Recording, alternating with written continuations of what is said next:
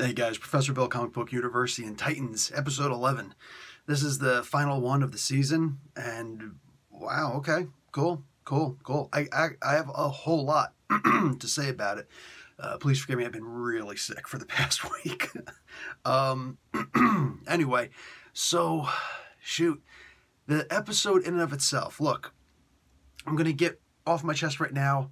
The way that went down with Batman is not the way that in my headcanon it would actually work. But I appreciate every single thing that happened in this episode because that's the way that the comic books has speculated that it would work. If Bruce killed one person, if Bruce just killed the Joker, everything else would be on the table. If Bruce just killed a regular bum on the street, everything else would be on the table. Because, the Joker's way worse. So, of course, if he can kill the Joker, he can kill anybody. If he can kill anybody, he can kill the Joker.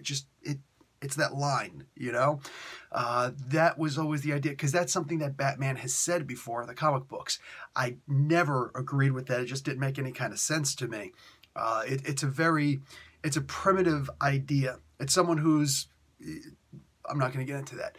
But basically, no, if you kill one person, it doesn't mean that you're corrupt and you're forever bad. That's simply not the way it works. If that were the case, we got to get rid of all of our veterans because, yeah, you know what I'm saying? So no, that's simply not it. But I do get the idea of Bruce as a special case.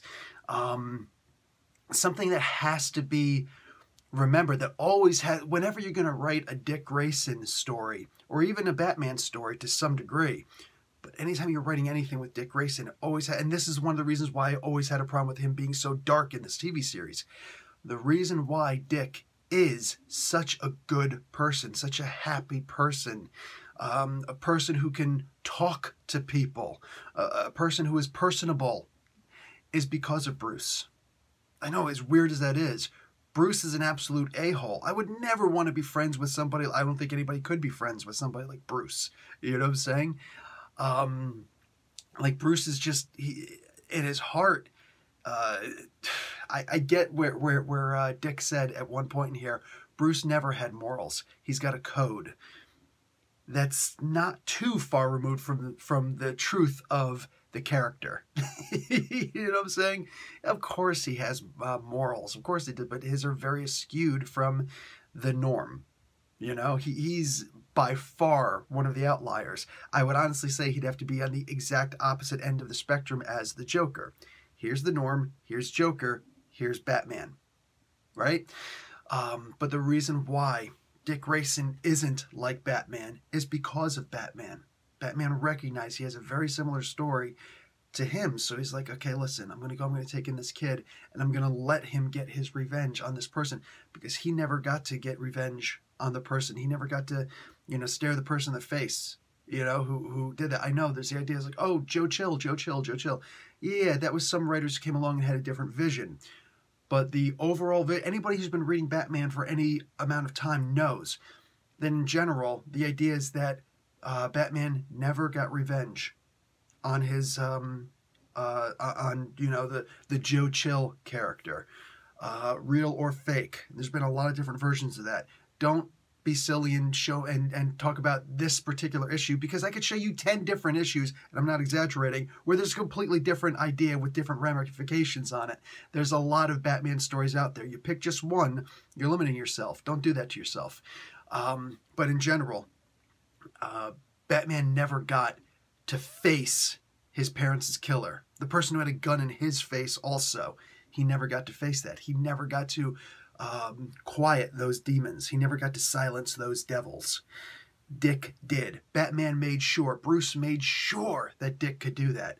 That's one of the beautiful things about Dick Grayson, is that he is a whole human who can interact with society. He's not putting up a facade. He's not faking it to get through life, because the only thing that actually drives him is getting revenge on all the people who he's projecting on, because that's what Batman does. He projects, he projects his fear, for crying out loud. He's afraid of bats, so he projects that on other people. I'm not afraid of bats.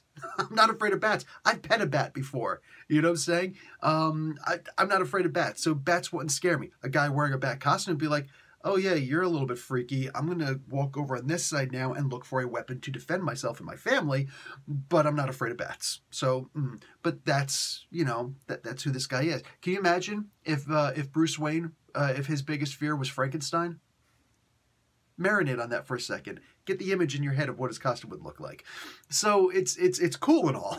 It really is. It's cool and all. But the whole cowardly and suspicious lot thing, this is all of it. It's just projection. It's just projection, you know? Would we say that Lex Luthor is a cowardly and suspicious lot? You know, part of that lot? So it's, again, it's all projection. Dick doesn't have to project because he got to face his killer. He got to see justice done. And that happened because of Bruce. So the idea that Bruce doesn't have morals, 100% completely wrong. He has morals. Look at what, and Dick Grayson is a living example of that. Now, we look at Dick going down his dark path here. Again, I could point out several things that I feel would be different about Bruce. I think that we've seen this in the comic books before. The second that the police would have showed up at Wayne Manor, the damn thing would have blown up. We've seen that before. Thank you, Frank Miller. You know what I'm saying? We've seen this before. He's blown the whole damn place up. And he's going to have the underground there. Or he'll have moved the underground. I can't imagine Bruce not having a backup plan. That just doesn't make sense. That's not Batman. A Batman who doesn't have a plan B is not a Batman. You know, plan B. B stands for Batman. All right? Why does Bruce have, you know, another 2 places that only he knows about? Like, not even Alfred? Because he's Batman. Although we've never necessarily seen that in the comic books full throttle. Yeah, I believe that he would have a backup plan. I think that he would have a contingency plan that what if Dick Grayson turned against me? For crying out loud, he's got a contingency plan against all of the freaking active and inactive reserve members of the Justice League. He knows how to take down Superman. He knows how to take down Wonder Woman. He knows how to take down the Flash and the Green Lantern, for crying out loud. He knows. He knows. So the idea that he wouldn't be ready for cops? No, he would definitely be ready for that. But all that being said, you know what I'm saying? What do you call it? This was, all in all, it was sick. This was sick. Like, think about it. The Punisher doesn't kill cops. The Punisher will kill a corrupt cop if he could prove, if he knows for a fact, like if he's seen a cop is corrupt, like genuinely corrupt, and is actually caught, like not just, oh, he's a little iffy. No. If he's straight up corrupt, Punisher will kill a cop. But just killing regular old people doing things? No. So this version of Batman is even darker than the Punisher. Think about that. Think about that. When the Punisher and Batman have crossed over in the comic books before, Batman had a huge problem with, you know, Punisher with Frank Castle's methodologies. Well, now all of a sudden this version of Batman is so much darker. Now, granted, mind you again, this isn't the real Batman, all right? This is just what Dick imagines that Batman could be. All right, this is just in his head. So, you know, it is what it is. It is what it is. I see Batman as a very different person than this version of Dick Grayson sees that version of Batman. Anyway, I do like the way that all of this works. I like that at one point Dick turns to Corey. It's like, oh yeah, don't. And she's like, what, don't kill him? Yeah. Well, duh, it's you. But I could totally see her trying to fry him at the same time. But I also saw a lot of hesitation in her eyes. I know it takes a couple of moments in this, like, not in the comic books, but in the TV series. It takes a while for her to build up her firepower. But I think we've seen her blast people a whole lot faster than that. Yes, in the sunlight it goes faster than in the dark, but still, I saw her as hesitating. And that's kind of a shame, because he turned around and whose frost gun do you think that was that he had? That was definitely Victor Freeze's. That was definitely freaking Victor Freeze's ice gun, man. So, Mr. Freeze, baby. So, I loved that. I loved that scene. Her getting killed, kind of sad. Kind of sad, but it is what it is. It looked like she'd finally gotten control of herself. I love the backstory that she joined the FBI, but she hides from the guys in the basement so that they don't start digging too close into her, so they don't maybe see something that maybe they've seen before. I love that. You know, stay away from the men in black. You know what I'm saying? All of a sudden you get that, you forgot everything. I love that. That is so awesome. Man. So much happening here. Seeing Rachel and Gar together like that, and Gar like, yeah, I sent you a baby tiger. Oh, you can name it Baby Gar. You can name it like Little Gar. You can name it like, Little Beast, like whatever he was saying. That was so cute. Damn, that was cute. You gotta love Beast Boy, man. And seeing Raven smile, not as much as you'd hope she would, but she was smiling-ish. She was at least having fun. I loved that. Absolutely loved that. If you wanted that Gar to be named, that baby tiger to be named Gar, he should have dyed it green. I'm just saying.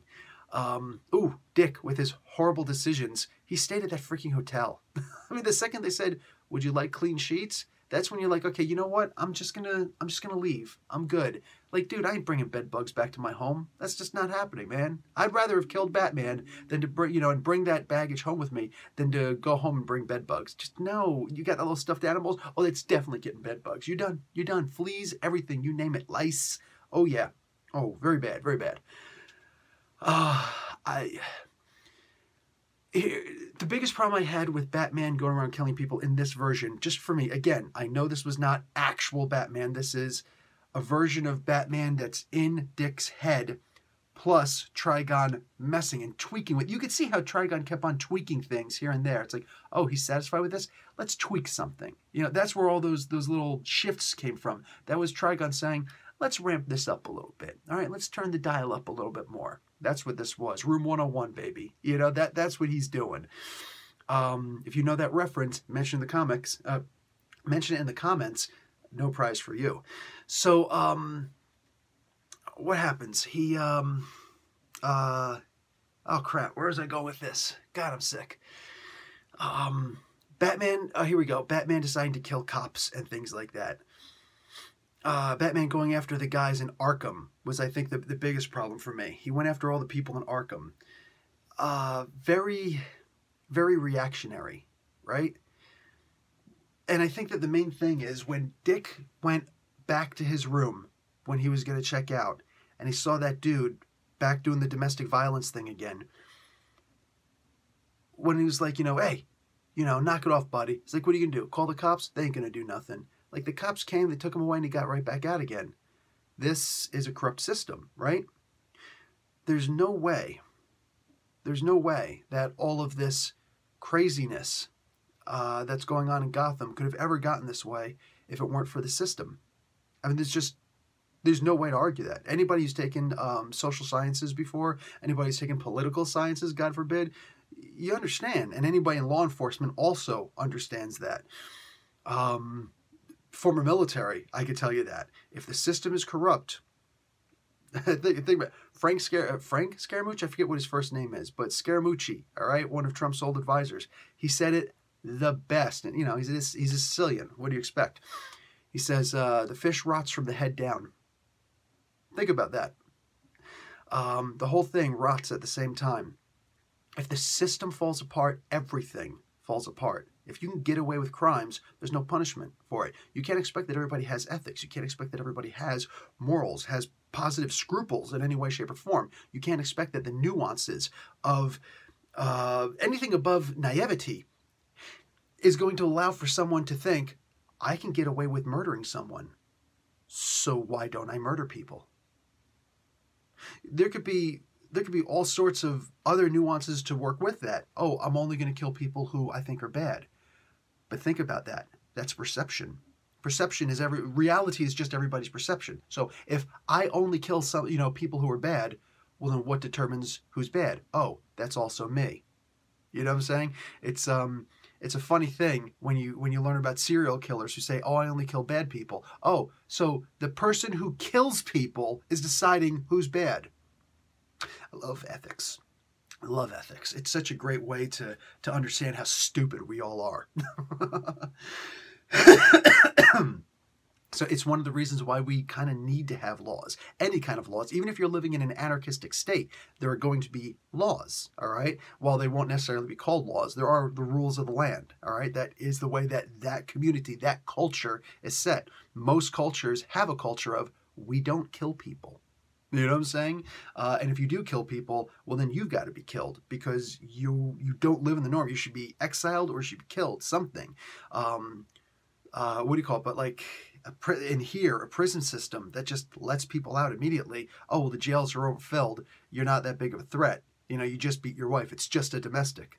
And then again, and I'm also going to get into the idea, like, she's dumb enough to stay with him. I mean, just, it is what it is. There's only but so much that you can call someone a victim until you realize that they're possibly too far gone. It's a hell of a system. I could go into her mentality too. His mentality, her mentality. Why does he hit her? Because she lets him hit her. Why does she let him hit her? Because who else is she going to be with? You know what I'm saying? And in her mind, who else is she going to be with? God, this episode was great just to see all of the problems of having a terrible system. Like where uptown, mind you, everything that we saw about Gotham was uptown. Uptown. That wasn't downtown. That was uptown. That wasn't even midtown. I don't even know what the hell midtown is, but that was uptown. That was the ritzy, scaled back, chillaxing, awesome, ritzy neighborhood. But there was a dead kid on the street. Nobody noticed. Nobody cared. It's like, oh, look, another dead body. You remember that movie, Stand By Me? They also repeated that in, for crying out loud. I have no New Kids on the Block in my mind. What the hell? Boys in the Hood. Jeez, I can't believe I forgot the name of that movie. Stand By Me and Boys in the Hood. They both had that thing where, hey, you want to see a dead body? And they had to travel someplace to go and see this dead, bloated body. It was like, oh my God, that's just freaky. What do you call it? I'm sure that, and I will boot your ass permanently off the channel. You'll never be able to see my channel with you. You'll have to make a whole new profile to see my channel, and I'll boot that one too if I recognize you. Going to talk about Chicago. I don't even care if you say you've been to Chicago or if you live in Chicago and, oh, it's that bad. No, it's not. No, it's not. Shut up. The good part or the bad part. No, it's not. I hate the inherent racism in the system. Anybody who says, what about Chicago? If you ever say, what about Chicago, when we're talking about gang violence or crime or something like that, understand something. You're a racist. If you don't know how, it's not my job to explain that to you. You should consider looking up for yourself why you are a blatant racist. Well, not even like the major Klan-wearing, hood-wearing racist, but yeah, you have a lot of racism inside of your bones if you don't understand why what about Chicago isn't a plainly racist statement, because you know what Chicago is actually in reference to. Okay, moving on. Yeah, this is that kind of a channel. What do you call it? Seeing the way that, wow. Seeing the way that the system works, and yet Batman went and killed all of the inmates of Gotham. Of Arkham. Wow. So I imagine he also went to Blackgate Prison also. The TV series didn't need to get into that. You know what I'm saying? There's Blackgate Prison and there's Arkham Asylum. Certain comic books have laid reference to the idea that you'd rather go to Blackgate Prison instead of... Because here's where there are people who are professed murderers. They know what they are, blah, blah, blah, blah. Arkham Asylum is where all the crazies go. All the people who, just like the Joker, all these people. That's, ooh. And if you want to get a good idea of what the world could be like without, or Gotham would be like without Batman, go read the current issue that just dropped this week, Batman Kings of Fear, issue number 5. Scarecrow gives a good vision of what that would look like without Batman. True or false? Doesn't matter. I give commentary on that also. But man, such a great issue to come out at the same time that this episode of Titans came out, man. Fantastic issue. So with here, you also look at the home life of Dick. See, this version of Dick Grayson, unlike the comic book version of Dick Grayson, is very, very drastically different. Dick makes horrible choices in this. Dick makes great choices in the comic books. All right, here, he got with, what's her name? Dove, all right? Look, Dove is gorgeous. Dove is absolutely gorgeous. However, I saw the name of the actress once before. I didn't recognize her from anything. It is what it is. She's a beautiful actress. She's a great actress. I love her as an actress. Her character is not a great character, especially, well, at least this version of the character is not. She's broken. She's broken. In the regular series, she's broken, all right? Just like Hank is. In this issue, she's maliciously broken. When you call up your ex-boyfriend, you're married now, and you called up your ex-boyfriend, done. That's grounds for divorce. Yeah, we'll argue over the kids later, but I'm not staying with you. I would never say, look, we go back into the whole fish in the sea kind of thing. You know what I'm saying? Nope. Nope. There are so many other people out there. That goes for guys and girls. There are so many other people out there. You do not need to be with somebody like that. You know, we're going back to that girl in Gotham again, who was getting beaten up by her boyfriend, husband, whatever, that domestic thing in the hotel. Her life is Gotham. Her world is Gotham. She probably hasn't been, looking at her, she probably hasn't been out of this version of Gotham before. You know, it's like, I don't want to go down to the downtown version of Gotham. I'm going to stay in the uptown version of Gotham, where these are basically the best people in the world. They don't know any different, right? They can't imagine that sunshine life. These are people who are entrenched in the DC universe, all right? And I take Aquaman out of the DC universe. That was a golden paragon of light, and my God, it was beautiful.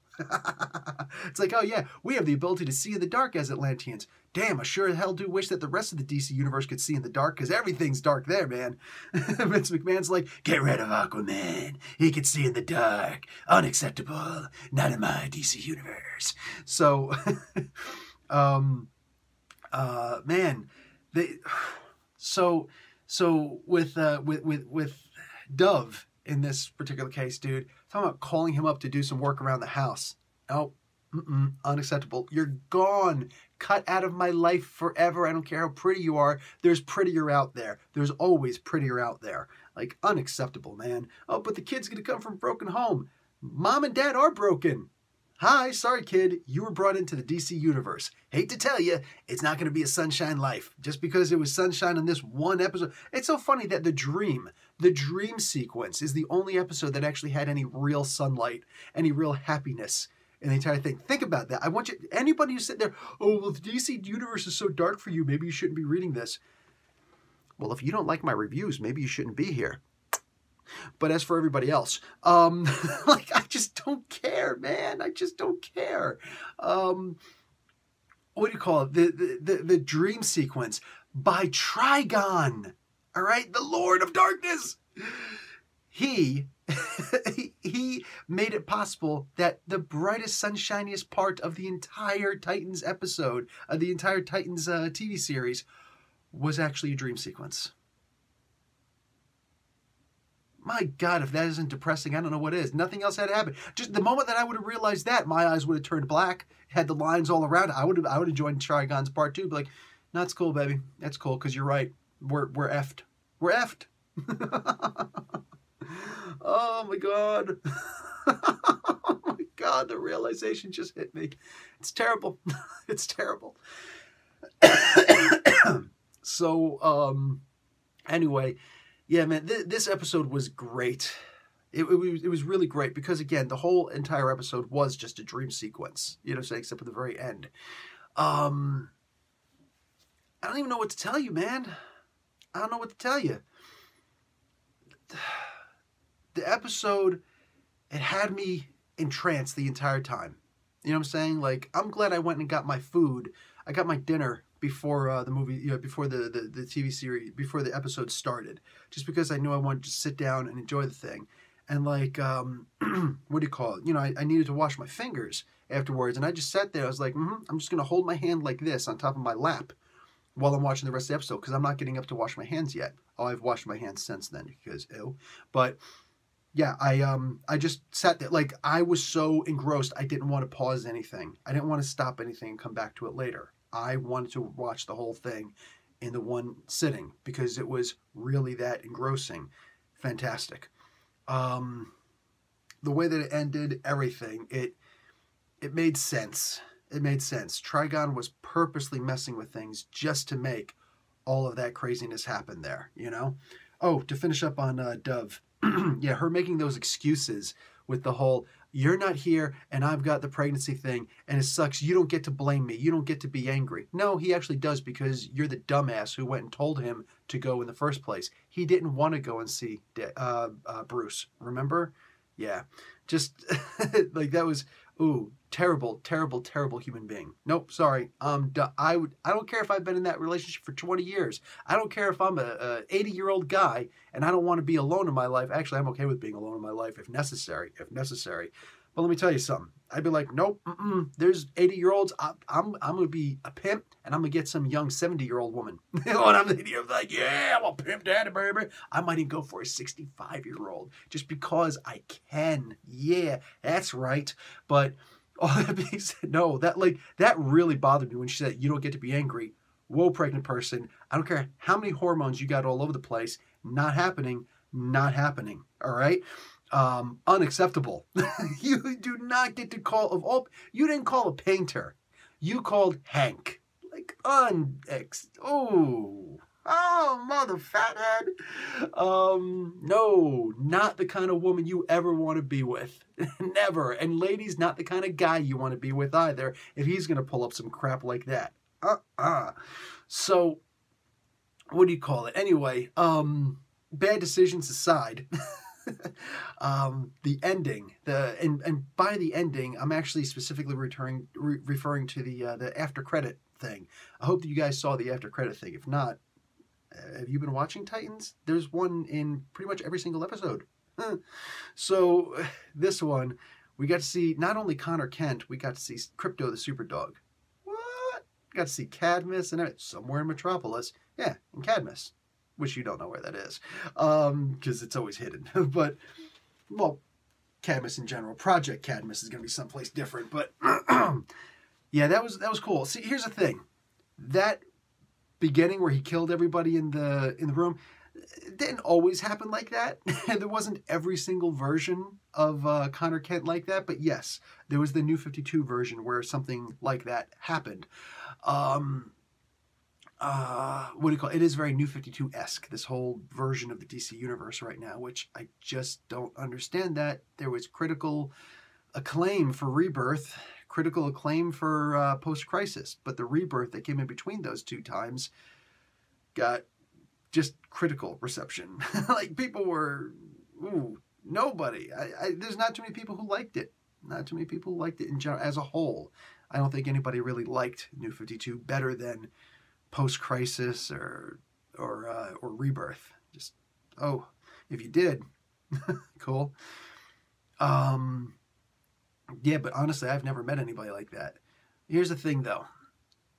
I like the idea of seeing Connor Kent, because, yay. And I love the idea of seeing Crypto the freaking Superdog. Wow. But here's the problem that I have with it. He's coming back to this dark world.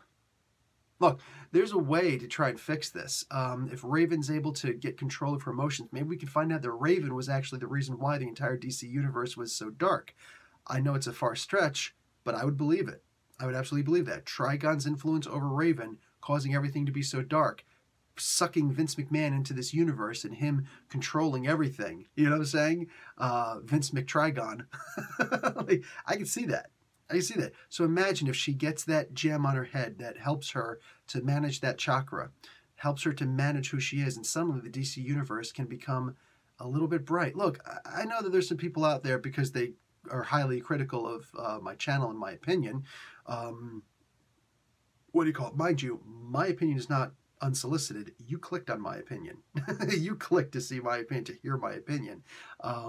Leaving your insults is, I laugh at it, because those are unsolicited. I didn't ask for those. I didn't click on those. But we all rationalize what we do anyway. Well, you scroll down to look at the comments. I guess I did, sure. I don't think that Connor Kent is going to be a huge help to this story. I just don't. Especially not with him being created like this.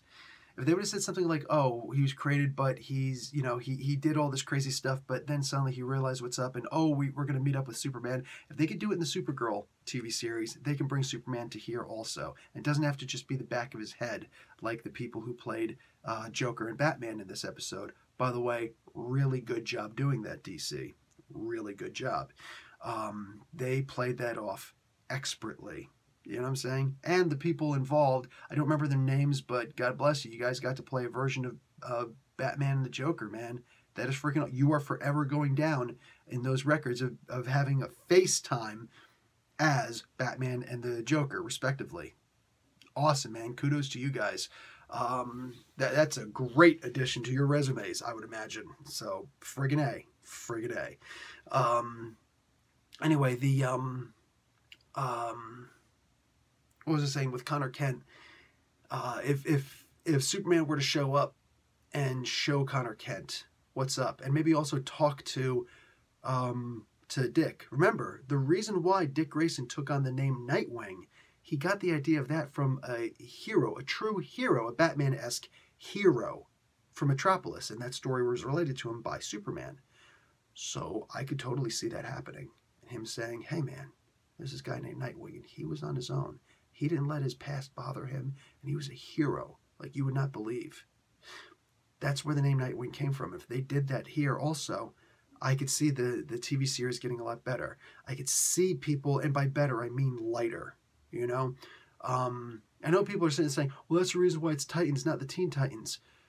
I really wish people would think about what they say before they say them. Unfortunately, some of us can't think past the noses on our faces, and some of you have very short noses.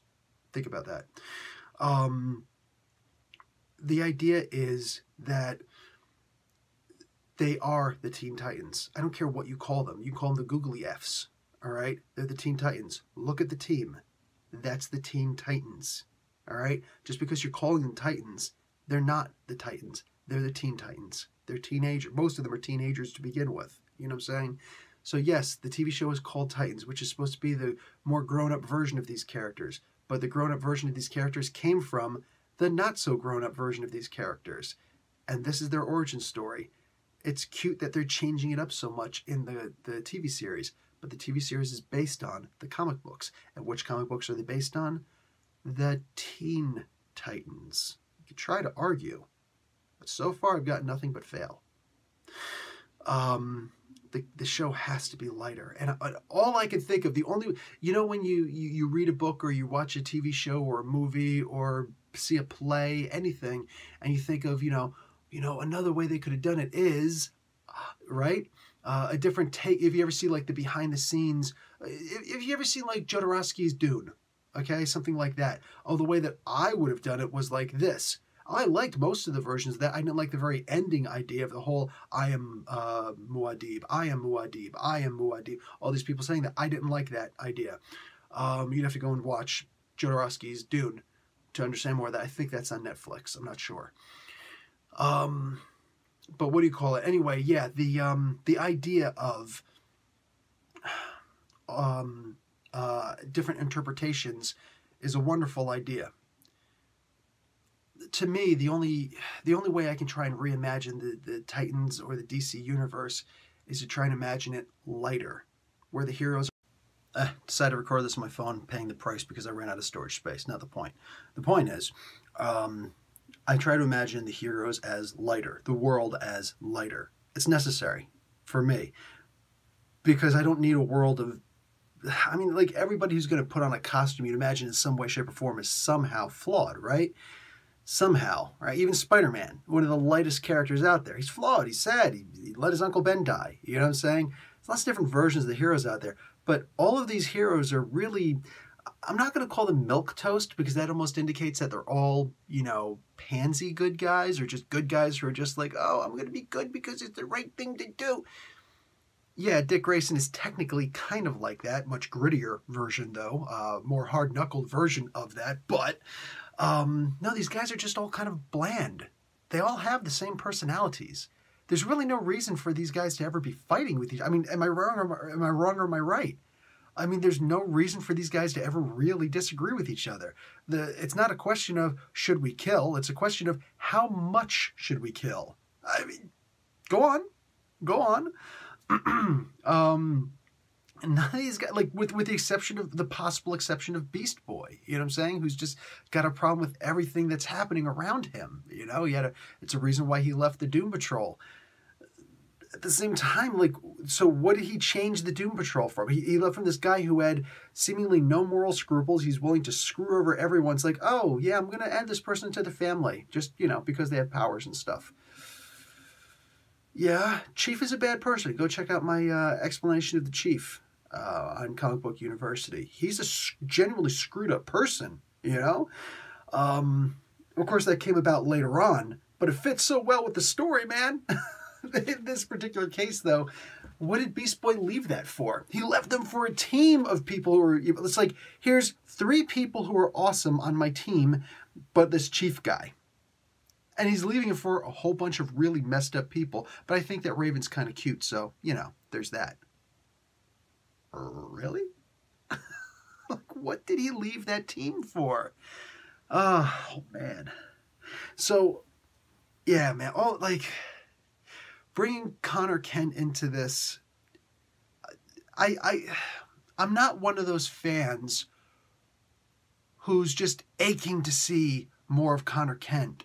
Or more, you know, aching to see anybody. I don't need to see anybody. I could let Wolverine stay dead for those 4 years instead of throwing in Old Man Logan and calling his clone daughter Wolverine instead, and then also bringing on Gabby and bringing on all these different, you know, Wolverine-esque characters like his son Dakin and stuff like that. I could have just went for 4 whole years of no Wolverine whatsoever. So when he returns, it's like, oh shoot, yeah, you know. I'm okay with Cyclops having been gone for so long in the Marvel Comics. I didn't need to see young Cyclops come in and replace him. I didn't need to see that because we knew that the other Cyclops was coming back. So now what? Very conveniently, young Cyclops leaves at the exact same time that the new Cyclops is about to come in. Wow, what a brilliant coincidence. Was that necessary? We don't need a placeholder, man. Let us miss characters. How about that? That's how I feel. That's how I feel about it. I know that there's a lot of other people, and I can only imagine that they're young people, you know, and I'm okay with it. I'm okay with it. I'm imagining that at some point, one of the best parts of being young is that you do have a lot of energy in that regards, but also there needs to be a lot of refinement. You know what I'm saying? You got to hone that knife. You get out there, you get that knife or that sword, and you're like, I'm going to start chopping down everybody. And then all of a sudden, some old guy teaches you how to use the sword and shows you how to actually sharpen it. You know what I'm saying? Everything young has to be refined. And I'm not saying you have to come to my opinion. By all means, come to your own conclusions. You know, it's cool. I'm totally cool with that. There might even be some older people who are older than me out there who are like, listen, young man. And I'm okay with being called young man by someone who's actually older than me. But the idea is that just wanting somebody to return for the sake of them returning or showing up for the sake of them showing up. Like, I know my bud Tim Board from Hawk World, all right? Probably a bigger Hawkman fan than me. He's just, I can't wait for there to be a Hawkman movie. No. I can wait because I don't want them to screw it up. I would have been happy. Thank God this Aquaman movie was so amazing. Go and check out my review of the Aquaman movie. I did it live, so, you know, you guys were able to ask me questions and stuff like that. You can see the questions in the chat box. But, like, thank God it was good. But if it was bad, I would have rather them not make it. I'd rather wait another 6 years, 10 years, 30 years if I have to, for a good Aquaman movie to come out. I wish that Batman vs. Superman was never made. You know, like these are executive decisions by people who are more interested in the money that it can make, and they've never actually read these comic books before. They simply look at sales and say, you know, according to the sales figures, stop looking at things according to sales figures.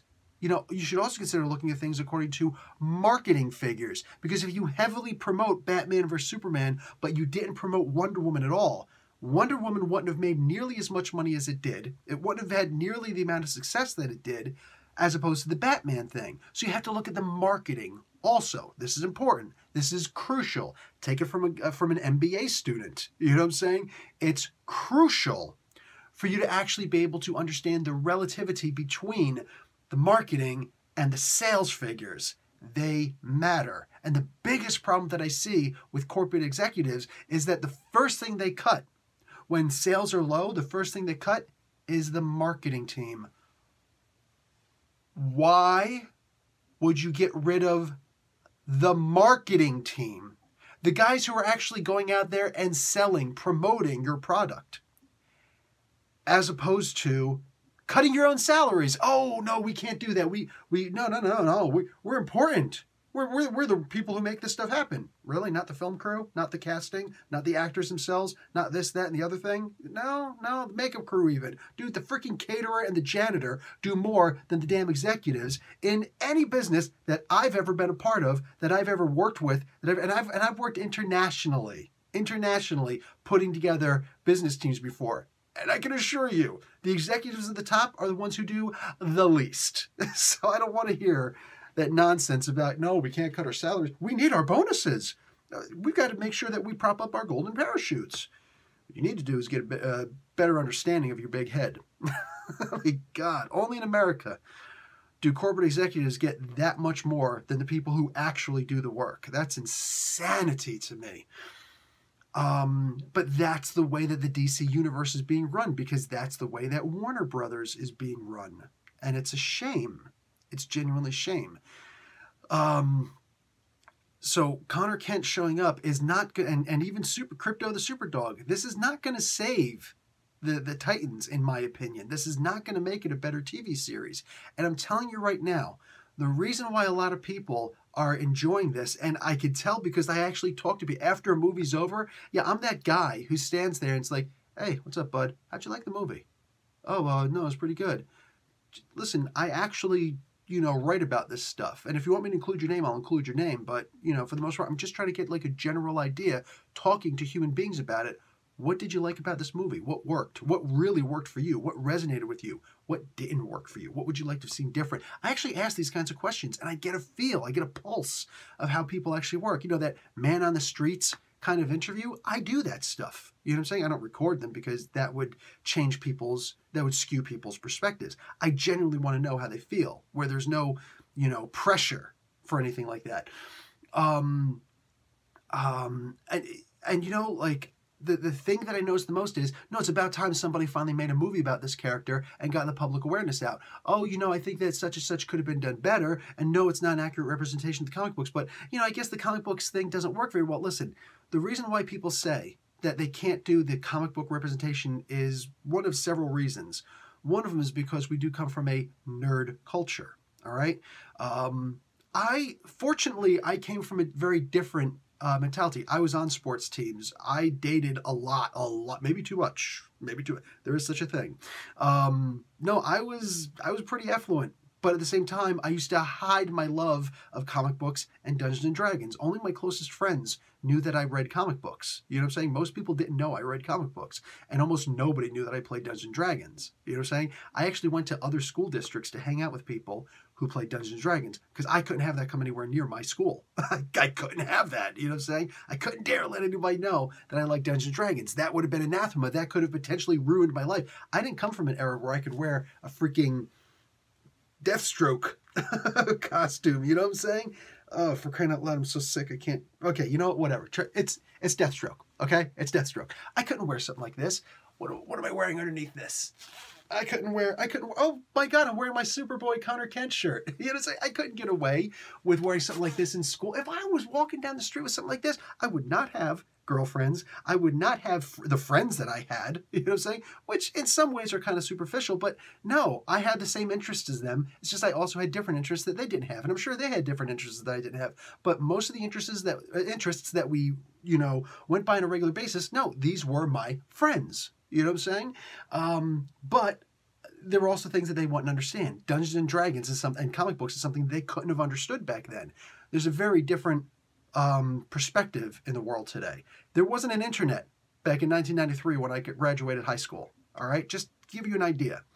And I worked on one of the original programs for creating wireless internet. All right, I worked on one of those original programs. All right, so I know.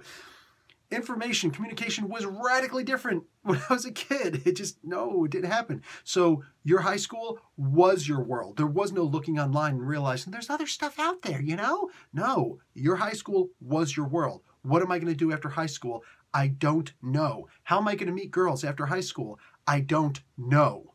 All right? People back in my time and prior to that, there's a reason why you married your high school sweetheart, because you didn't know how you were going to find other girls after that. I don't want to find a girl in a bar. How am I going to marry a girl who goes to a bar? These are the kind of morals. This is the kind of culture that we had growing up. You know what I'm saying? Back then. Today, it's a very different world. And I love that it's a different world where you can be more expressive. You know, all I do is wear comic book t-shirts, and I have one union t-shirt and one advertising my uncle's automotive business. But that's it. Those are the only t-shirts that I have, you know? So, yes, I can be in this culture, and I can love this culture.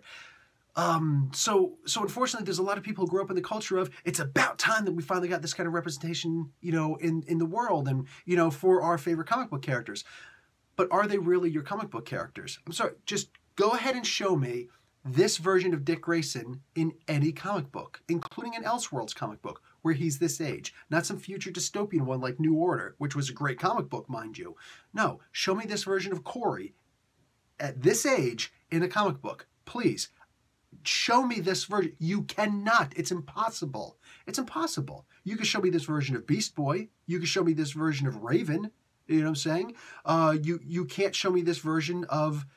yeah, you could probably show me this version of Donna Troy, you know what I'm saying? And so far, you could show me this version of Connor Kent, but you can't show me this version of Nightwing, unless, you know, Nightwing has been written about a lot. Corey hasn't been, Starfire hasn't been written about a lot, but you can't show me this version of Starfire anywhere. You can show me her sister. That's what you could show me. So I don't need representation for my characters on the big screen so the rest of the world can see how freaking awesome the thing that I love is. I don't need that. I don't need that kind of acknowledgement of the world. I don't need the rest of the world to you know, think that, to validate what I love and what I like. I just don't need that in my life. If you're not going to show me the version of Starfire that I read and loved and grew up with in the comic books, I don't want to see your version. Your version is nonsensical to me. It's anathema to me. Your average, you know, comic book channel will say something like garbage and trash. I don't like to use those words, but it's kind of trashy. I'd rather use it as an adverb than anything else. Dude, I don't need to see nonsensical representation. I went back in 1989, 1990. I didn't enjoy seeing that version of the Punisher. The Dolph Lundgren version. Where was the skull? Oh, it's on the back of his knives. That's stupid. I didn't need to see that version of Captain America that came out around the same time. Around, wasn't that around 1992, 93? Because that version of Captain America stole someone's car and wasn't trained. He was just useless. He was useless. All right, Mr. President. Hey, J.D. Salinger's son. Good to see you, buddy. But you were not a very good Captain America. And I can't blame him. I can't blame him. I have to blame everybody who was responsible for the script and everything of that movie, the approval, the production of that movie. Horrible, terrible. I don't need to see that version of Captain America. That's just a guy wearing Captain America's suit as far as I'm concerned. If I were to show my friends this, I'm like, dude, this is what I do on the weekends. This is what I love on the weekends. This is why I like to cosplay. This is why I like to, you know, read my comic books. This is why I go to comic book stores. This is why I go to comic book conventions. This is what I love. I'm not going to show them that version of Captain America. I'm not going to show them that version of Captain America by Reb Brown, whatever his name is, who did those two Captain America movies where he's got the freaking motorcycle helmet on. What the hell is that? And the Frisbee? Like, no, that's not Captain America. I'm not interested in that. DC used to have the best movies out there. And that was for the longest time, man. That was for the longest time. You can remember way back in the day, the original Superman movies. Why did those two original Superman movies do so well? The Richard Donner ones. Why did they do so well? You could go on and on and on about how they did so well. And anybody could look at that and go, damn. This is really good. So this is why you like Superman? This is my Superman. This is my Superman. People are like, damn, that was really good. All right, man, not bad. You know, I'm not saying I'm going to start reading the comic books, but, you know, if you have like a good Superman trade paperback you could show me, okay, show me. You know what I'm saying? I'll read it. All-Star Superman. You know what I'm saying? Just show them something cool. Show them something amazing. If somebody were to say something like that about Superman and you're a Superman fan, which comic book would you give them? Which trade paperback would you give them? Which arc, which run would you give them? If somebody turned around and said, oh, wow, this version of the Titans is really cool, man. Wow. Which, give me a comic book or a trade paperback that I could, which one would you give them? That's what I mean. That's what I mean about this. I'm trying to express as much as I can because this is a season finale. You know what I'm saying? I'm trying to express this as much as I possibly can. Which comic book, which trade paperback would you give, which graphic novel, whatever, would you give this person that would further exemplify this version of these characters? Going to be kind of hard to do, right? Because this is like a what if everything went to crap version of the characters? What if everything that could go wrong went wrong? This is the Murphy's Law version of these characters. These are not my comic book characters. These are not the comic book characters I grew up with. These are not the comic book characters I'm still currently reading. They're just not. Call me whatever you want, dude. I'm okay with it. You know what I'm saying? But like, this is how I feel about this TV series. It's not a good representation. This is not something that I can turn to people and say, listen, this is stuff I grew up with. It's not. Anybody who wants to sit there and suggest, oh, well, you can't.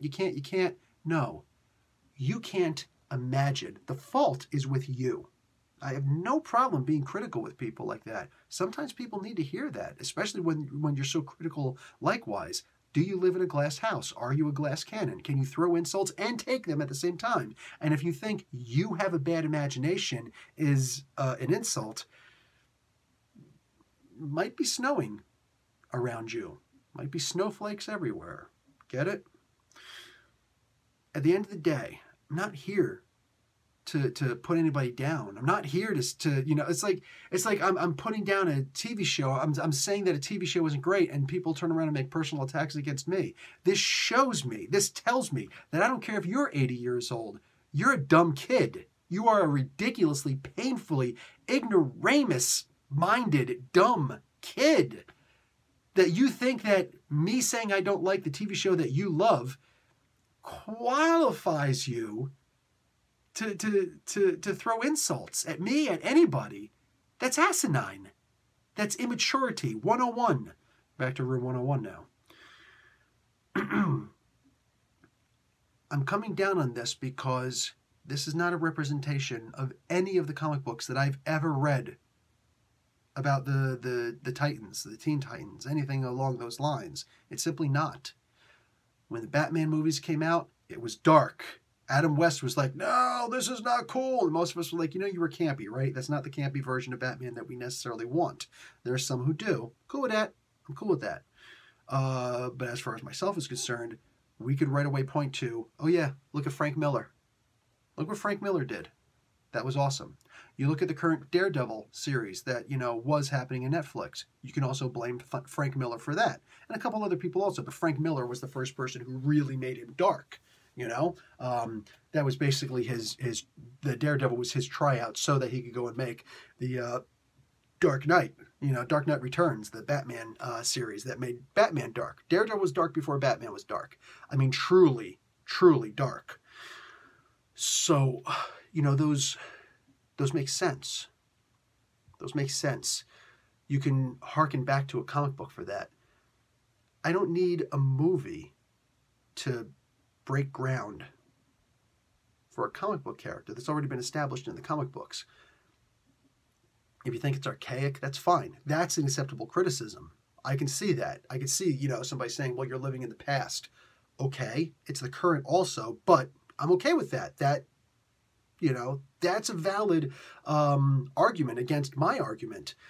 But I mean, like you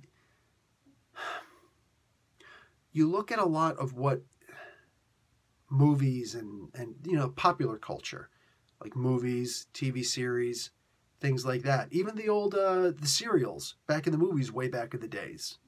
You look at all of those. Those are supposed to be reflections of the comic books.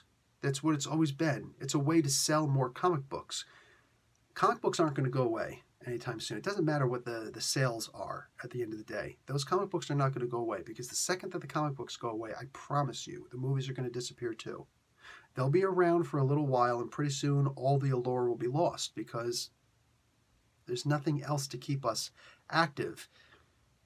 I've taken a pulse, and my synopsis is that when the fan base goes away, that's the comic book readers, especially the current comic book readers, that's when all of a sudden everything falls by the wayside. There is an overload of comic book movies and TV series out there. Way too many. But that's no different than anything else that's in big business. This is a commentary on capitalism at this point. Why is there still a climate change problem? Why are there still climate change deniers? Because they don't actually believe. Amongst the scientists and the big businesses, they've seen the research. All right? They know climate change is real. When they say, oh, it's only 97% of it, first off, you can't say 97% of anything is only. You know what I'm saying? I'm going to whoop 97% of your ass. You're not going to sit there and say, yeah, but that other 3%, man, I'm still ready to go. No, you're not. Shut up. 97% of scientists believe in that climate change is real. Not just believe in it. They're stating it. But that's necessary to understand. Oh, but there are 3% that don't. Actually, those 3% also know that it's true. They know that it's true. They do. But they're being paid to say otherwise. The trick is you can't pay everybody, every scientist to say. And there are a bunch of scientists who aren't going to take your money anyway. Science isn't exactly a very lucrative position. People are confusing businessmen with scientists, all right? That AIDS medication that went crazy the way that it did, it went crazy the way that it did because that scientist was trying to make a couple of dollars off of it. You know what I'm saying? But that AIDS treatment. But the thing is, he only got a certain amount of money for it to be purchased, and that was it. He never made any more money after that. He got enough recognition that people could say, oh, I'd like to hire you. You're the guy who did that AIDS treatment. And then all of a sudden that, I can't remember the guy's name right now, but that Scriver, Martin Scriver, I think his name was, something like that. He's a businessman who has no scientific background whatsoever. He's a jackass who plays chess online, and he marks up prices on drugs because he came from money, so he has that ability, you know, with the companies that he owns through inheritance. It's trust fund, baby, you know, which is where most money comes from nowadays. It's very rare to find money that came from, you know, the ground up. Not too many self-made men or women nowadays. Although you could argue there's more self-made women than men because, well... but he jacked up those prices. He wasn't a scientist, you know. But likewise, it's the businessmen who are making money off of science. It's not scientists who are making this money. So how does this relate to the comic books, to the Titans, anything like that? Simple. We're getting an overflow because people are looking at it as, I can make money off of this right now, so I'm going to. This is the hot thing, so I'm going to do this. Yeah, but the market's being flooded. Okay, but right now, this is the big thing. Later, when this thing dies, then I'm going to start, you know, promoting something else instead. And it's going to be big business. Here's the thing about it. That is the capitalistic mentality. That is the ultimate of the capitalistic mentality, along with a monopoly. They love the idea of monopolies. In case you're wondering, anti-monopoly laws are supposed to be safeguards against capitalism. All right? That's a socialistic safeguard against capitalism. There's always going to be somebody like, no, competition is the greatest part of capitalism. No, it's not the greatest part of capitalism from a capitalist's mentality. It's a safeguard against it. It's a safeguard that's not a regulation, and they would rather it not happen. That's why big businesses buy all the smaller businesses. They eat them up. They put them out of business so that they could be a monopoly. That's the way that capitalistic economics works. Likewise here.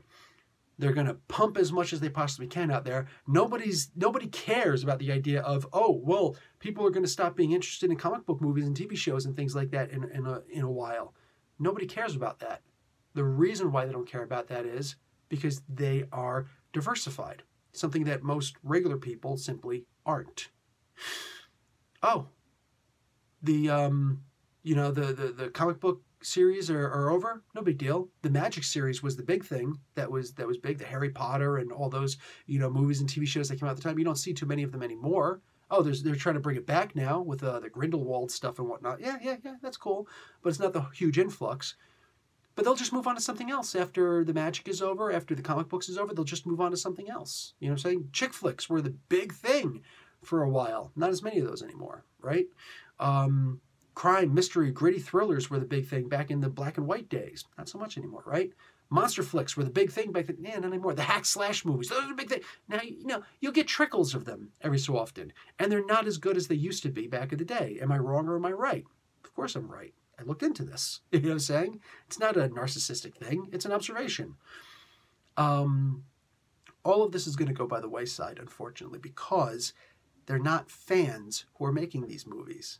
All right? Excuse me, I shouldn't say that. There are fans who are making the movies for some part. And Marvel, at the very least. DC sometimes, what do you call it? Jeff Johns, everybody, but Jeff Johns.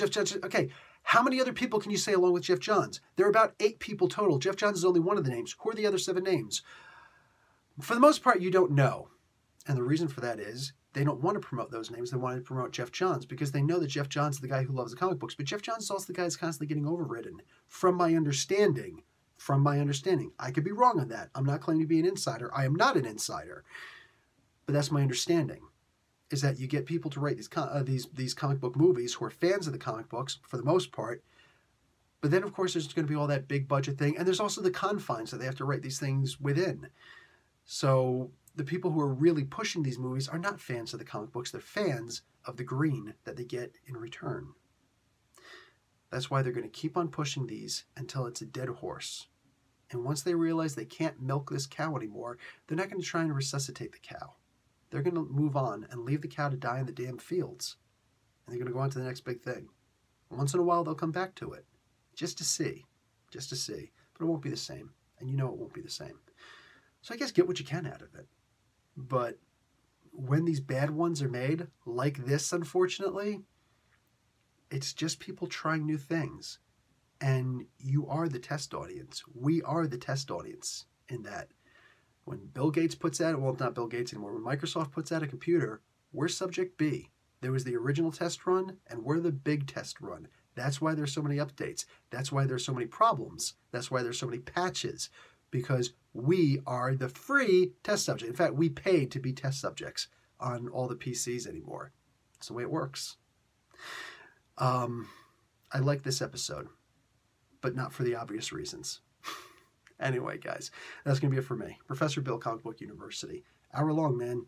About as long as that episode, right? Class dismissed.